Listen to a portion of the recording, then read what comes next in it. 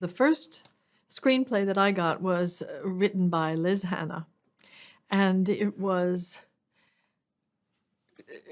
really centered on Katharine Graham and the event of the publication of the Pentagon Papers, what part the Post played in that. Um, and it was unusual because it was focused on her. I was familiar with the stories about the Washington Post from Alan Pakula's All the President's Men, where she made a brief but fleeting appearance. And I really didn't know very much about her. Nora Ephron had told me that her autobiography was one of the great books of that part of the century, and that I should read it. And Liz's script sort of had a flavor of that time. I've found incredibly compelling and a story not told.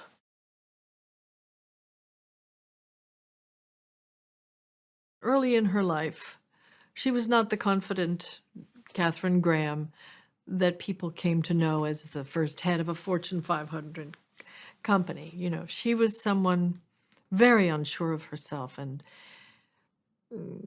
not born to manage a major company, and also she was the product of her time, where women weren't expected to do much outside the realm of good works, good child raising, and household keeping.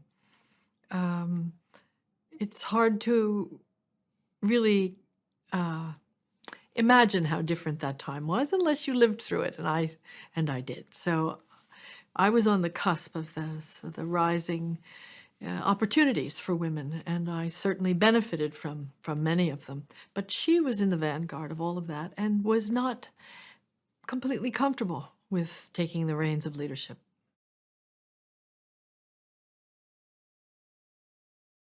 One of the things that I think is the strongest about this film is the beauty of it, because it's a film that takes place in offices and at dinner parties. And how to make that interesting is what Janusz has brought. How to make that compelling and, in a way, propulsive, to make the story so you can't wait to see what happens next. I think that just how he's arranged where to be, I think that's Stephen, obviously. But together they work seamlessly, those two. They see with the same pair of eyes. And he's quite a character, Janusz. I've never worked with him. I knew him just from having dinner, I think, a couple of times.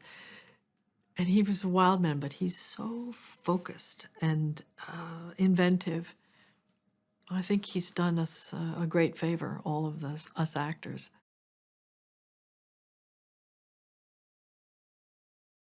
At that moment, they could have lost everything.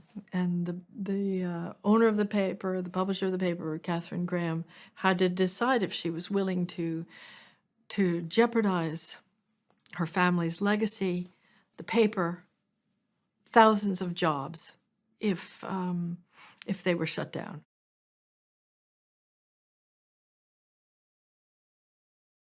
Our movie takes place over the course of 2 or 3 weeks only, but it's enough time to get a snapshot of where this woman and all women fell in the line of decision makers, and how there just weren't very many women at all in any positions of power anywhere. And I shouldn't even use that word, power. It's a matter of moving history, changing history. There were very few women in business, very few women in law. There was no one on the Supreme Court. There was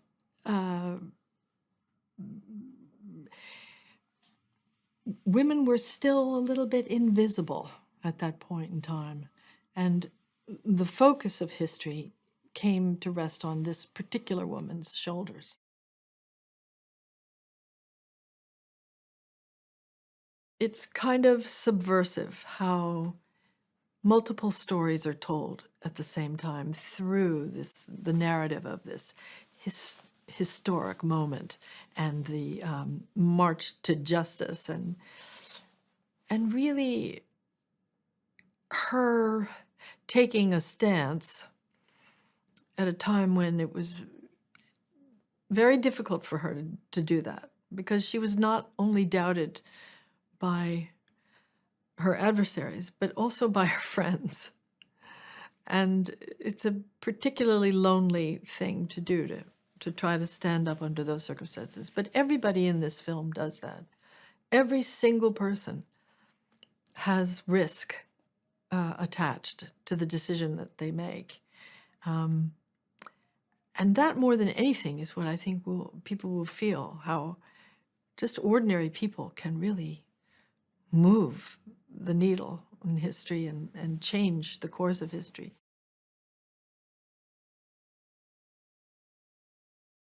Tom is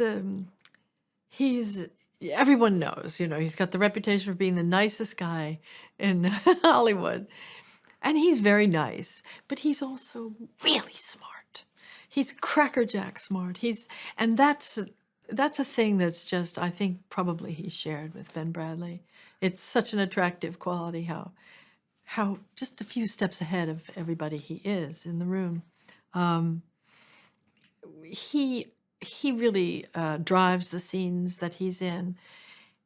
And he also, that sort of crackling wit and the demanding part of that personality that wants more from everybody. It's very sexy. And Tom, I think it's people will be surprised that he's that.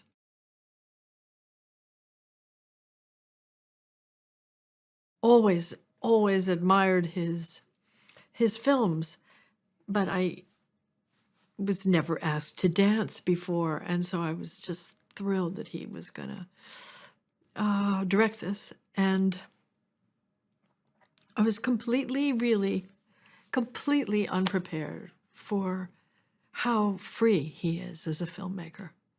He's so in command of his art that it's just, I won't say it's effortless, because he works very hard and thinks very hard, but it's like play. It's like the absorption of a kid. He is completely free. It's improvisatory, his filmmaking, which shocked me. I don't know what I was expecting. I guess I thought he would, have his sort of way that he liked to do things. But, I mean, we came in there, no rehearsal. That really shocked me. You just go in and start shooting. And then he'll just mix everything up. He says, no, this is, I'm going to do something different here. We're just going to toss this up and start in a different place. And it was just so spontaneous. Really thrilling.